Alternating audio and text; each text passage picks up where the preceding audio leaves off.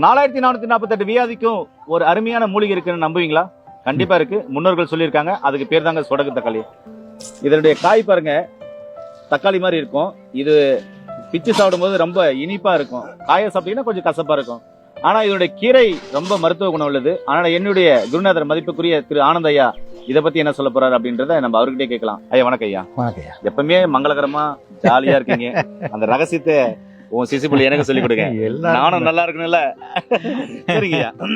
ஐயா, இந்த சொடக்கு தக்காளியுடைய விலை பாத்தீங்கன்னா ஒரு கேஜி பாத்தீங்கன்னாக்க 12,000 ஆமா 12,000 15,000 அப்படின்னு எல்லாம் கூட சொல்றாங்க.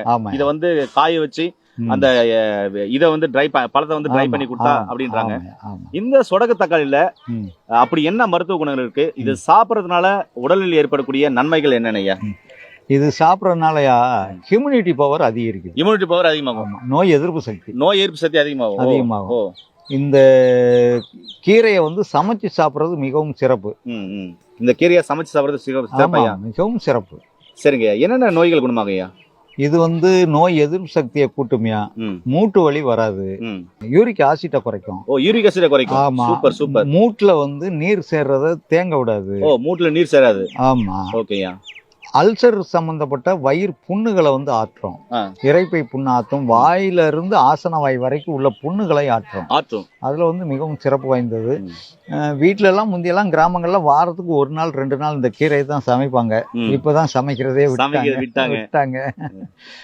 இதனுடைய பழம் வந்து மிகவும் சுவை வாய்ந்தது. ரொம்ப அற்புதமான சுவை இருக்கும். இதனுடைய சாறு வந்து மூட்டு வலியில நாங்க ஒரு மாத்திரை செய்யறதுல இதோட சாரை வந்து சுருக்கு கொடுக்கறதுக்கு உபயோகப்படுத்துறோம். ஏன்னா மூட்டில் இருக்க நீர் எடுக்கிறதுக்கு, யூரிக் ஆசிட்லாம் எடுக்கிறதுக்கு இது வந்து மிகவும் முக்கிய இடத்துல இருக்கு. அதனால இது நம்ம மூட்டு வலி சார்ந்தப்பட்ட மருந்துகளை சேர்த்தோம் அப்படின்னா இது வந்து மூட்டு வலி கேட்கும். அதனால மூட்டு வலிக்கு இது வந்து மிகவும் இதை கீரையா சமைச்சு சாப்பிட்றது தான் ரொம்ப சிறப்பு. ஏன்னா ஃப்ரெஷ்ஷா இன்னைக்கு பறிச்சோம் அப்படின்னா இன்னைக்கே நம்ம சமைச்சு சாப்பிட்றோம். மறுநாள் வைக்க போறதில்ல. கட் பண்ணி வெங்காயம், பச்சை மிளகாய், தேங்காய் மட்டும் போட்டு தாளிச்சு சாப்பிடலாம். ஏதாவது பாசி பருப்பு, தோரம் பருப்பு ஏதோட வேக வச்சு கடைஞ்சி பருப்பு கீரையாகவும் சாப்பிடலாம். மிகவும் அற்புதமா இருக்கும். சாப்பிட்ட மறுநாள் அவங்களுக்கு வந்து வித்தியாசம் தெரியும். ஏன்னா மலக்கழிவுகள், குடல் கழிவுகள், இரைப்பை கழிவுகள் எல்லா கழிவுகளையும் ஒரே நாள்ல மறுநாள் காலையில வெளியேற்றும். அவங்களுக்கு ரொம்ப ஃப்ரீயா போகும் காலையில மலம். அது வந்து அவங்க சாப்பிட்டு பார்த்தவங்களுக்கு தான் தெரியும். ரொம்ப சூப்பரா இருக்கு. இன்னைக்கு மறுநாள் காலையில இந்த மலக்குள்ள கழிவு பூரா வெளியேறிடும்.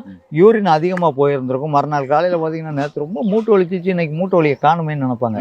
ஏன்னா யூரின்ல மூட்டுல இருக்க தண்ணி சத்தம், நீர்னால வர்ற மூட்டு ஜாயிண்ட் வலி பெயின், அவங்க இதுல யூரின்ல உள்ள யூரிக் ஆசிட், இது ரெண்டுமே வெளியேறினதுனால மூட்டு வலி மறுநாள் காலையில அவங்களுக்கு குறைஞ்ச மாதிரி தெரியும்.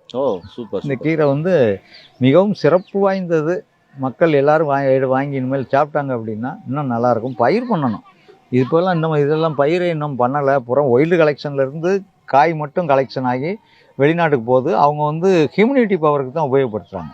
நேரில் பார்த்தீங்கன்னாக்கா உடல்ல நோய் எதிர்ப்பு சக்தி அதிகப்படுத்துறதுக்கு பார்த்தீங்கன்னா இந்த சொடக்கு தக்காளியை நிச்சயமா பயன்படுத்துறாங்க அப்படின்னு சொல்றாரு. அந்த மாதிரி பார்த்தீங்கன்னா இந்த சொடக்கு தக்காளியை வந்து கீரையா பறிச்சு, கூட்டுக்கீரையா நிறைய கீரைகள் பறிச்சு அந்த காலத்துல கீரை குழம்பு செஞ்சு களி செஞ்சு சாப்பிடுவாங்க. ரொம்ப அருமையா இருக்கும். நாங்களாம் சாப்பிட்டுருக்கோம். இதனுடைய பழங்கள் வந்து நல்லா பழத்தெல்லாம் பறிச்சு பாக்கெட்ல போட்டு போவோம்.